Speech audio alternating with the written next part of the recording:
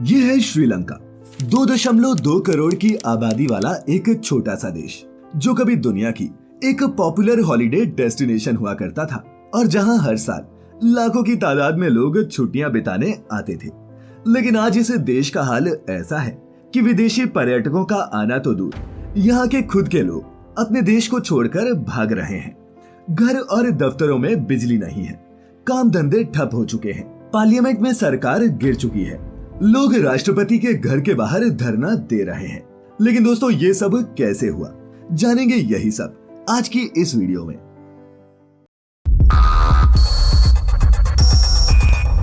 फैक्टिफाइड, facts on your face. तो दोस्तों, श्रीलंका के फाइनेंशियल क्राइसिस के 5 मेन रीजंस हैं, जिसमें से पहला है टूरिज्म। कुछ सालों पहले तक श्रीलंका दुनिया की फेमस हॉलिडे डेस्टिनेशंस में से एक था। साल 2018 में 23 लाख लोग श्रीलंका घूमने आए और इस देश की जीडीपी का 13 से 14% हिस्सा सिर्फ टूरिज्म से ही आता था। लेकिन साल 2019 में श्रीलंका में ईस्टर डे के दिन कई बम ब्लास्ट हुए, जिसमें आम लोगों के साथ साथ 45 विदेशी सैलानी मारे गए और इस दिन से श्रीलंका का बुरा वक्त शुरू हो गया। श्रीलंका में हो रहे बम ब्लास्ट और रिलीजियस राइट्स की वजह से यहाँ टूरिज्म धीरे धीरे कम होने लगा और कोविड के आने के बाद तो श्रीलंकन टूरिज्म बिल्कुल ही ठप हो गया। Number 2, dependence on foreign goods. दोस्तों, श्रीलंका के पास खुद के ज्यादा नेचुरल रिसोर्सेज नहीं है और इसी वजह से उसे अपनी कई बेसिक जरूरतें भी बाहर से इंपोर्ट करनी पड़ती हैं, जिसमें चावल, दाल, आटा और दवाइयां शामिल हैं। लेकिन दोस्तों, विदेश से सामान मंगाने के लिए सरकार के पास इनफ फॉरेन रिजर्व्स होना जरूरी है। फरवरी 2022 तक श्रीलंका के पास सिर्फ 2.3 बिलियन डॉलर्स के फॉरेन रिजर्व्स बचे थे और अगर इसे आप 2 साल पहले यानी कि 2020 से कंपेयर करेंगे तो श्रीलंका के फॉरेन रिजर्व्स में 70% की गिरावट आई। यही कारण है कि आज 1 किलो चावल की कीमत भी श्रीलंका में 500 श्रीलंकन रुपए है। और यही नहीं, लो फॉरेन रिजर्व्स के चलते देश में 400 मिलीलीटर दूध की कीमत भी 790 श्रीलंकन रुपए तक पहुंच गई है। रिपोर्ट्स की माने तो पिछले 1 महीने में ही श्रीलंका का इन्फ्लेशन रेट 25% की दर से बढ़ा है और सिर्फ खाने पीने के सामान की किल्लत से ही नहीं, श्रीलंका इलेक्ट्रिसिटी क्राइसिस से भी गुजर रहा है।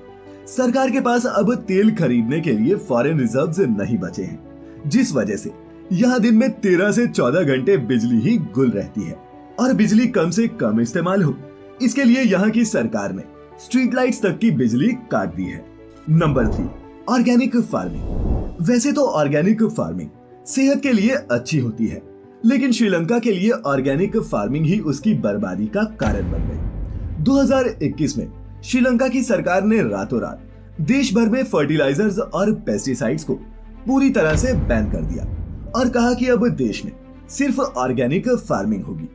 ऐसा करने के पीछे सरकार की एक वजह ये भी थी कि फर्टिलाइजर्स और पेस्टिसाइड्स भी श्रीलंका को बाहर से इंपोर्ट करने पड़ते थे और वो फर्टिलाइजर इंपोर्ट को खत्म करके अपना पैसा बचाना चाहती थी। लेकिन इस फैसले ने श्रीलंका के एग्रीकल्चर सेक्टर को मानो तबाही कर दिया। फर्टिलाइजर्स और पेस्टिसाइड्स के बिना चावल, चाय जैसे एग्रीकल्चर प्रोडक्ट्स की प्रोडक्शन में बड़ी गिरावट देखने को मिली, जिसकी वजह से सरकार को देश की डिमांड पूरी करने के लिए ही विदेश से एग्रीकल्चर प्रोडक्ट्स इंपोर्ट करने पड़े। Number 4, foreign debt. दोस्तों, श्रीलंका की बर्बादी का एक कारण फॉरेन डेट भी है। श्रीलंका की सरकार ने अपने इकोनॉमिक मॉडल पर काम करने की बजाय विदेशी बैंकों से उधार मांगकर अपने देश को डेवलप करना बेहतर समझा और देश के इंफ्रास्ट्रक्चर के लिए अरबों रुपए का उधार लिया, ये सोचे बिना कि वो इन प्रोजेक्ट से रेवेन्यू कैसे कमाएगी और अपना उधार कैसे चुकाएंगे। साल 2017 में ही श्रीलंका का टोटल डेट 64 बिलियन डॉलर्स था और देश की इकोनॉमी का 95% रेवेन्यू उधार चुकाने में ही चला जाता था। और श्रीलंका की उधार लेने की इस आदत का फायदा चाइना ने खूब उठाया। चाइना पोर्ट ब्रिजेस बनाने के लिए 2002 से ही श्रीलंका को उधार दे रहा है। श्रीलंका ने हम्बनटोटा पोर्ट को बनाने के लिए भी चाइना से 1.3 बिलियन डॉलर्स का उधार लिया, लेकिन ये पोर्ट बनने के बाद भारी नुकसान में चला गया और आखिर में सरकार ने इसके 70% share China merchants group limited को बेच दिए। साथ ही ये पूरा पोर्ट इसी कंपनी को 99 सालों की लीज पर दे दिया गया, जिसके बदले में चाइना ने श्रीलंका को 1.2 बिलियन डॉलर्स दिए। वहीं अभी भी श्रीलंका पर 45 बिलियन डॉलर्स का कर्ज है, जिसमें से 8 बिलियन डॉलर्स तो सिर्फ चाइना के ही है। Number 5, currency depreciation. दोस्तों, अब जब देश में महंगाई दर आसमान छू रही है और सरकार के पास बाहर से सामान मंगाने के लिए फॉरेन रिजर्व्स तक नहीं बचे, ऐसे में करेंसी की वैल्यू का गिरना तय था। आज श्रीलंका की करेंसी इतनी गिर चुकी है कि $1 की कीमत 300 श्रीलंकन रुपए हो गई है।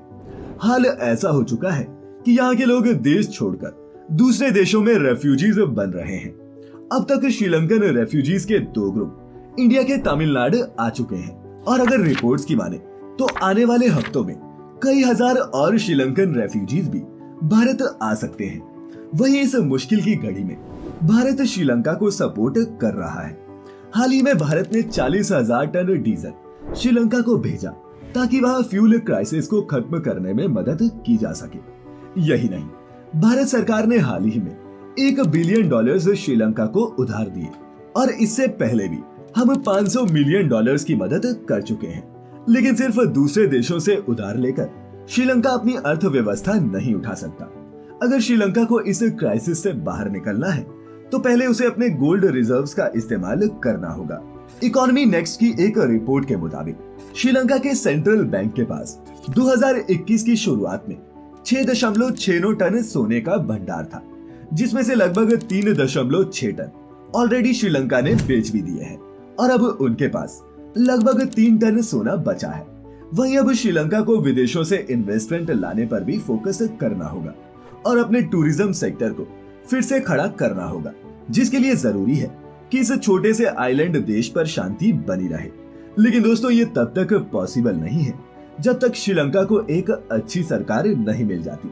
श्रीलंका की मौजूदा सरकार के गलत फैसलों और बेतहाशा करप्शन के कारण ही आज श्रीलंका इस हालत में पहुंचा है। लेकिन हम उम्मीद और दुआ करते हैं कि श्रीलंका भी जल्द ही इस फाइनेंशियल क्राइसिस से बाहर आ जाएगा।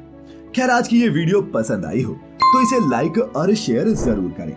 मैं लेकर आता रहूंगा आपके लिए ऐसी ही इंफॉर्मेटिव इंटरेस्टिंग वीडियोस। तब तक अपने चहेतों का ख्याल रखें, खुश रहें और वीडियो पूरी देखने के लिए आपका बहुत बहुत शुक्रिया।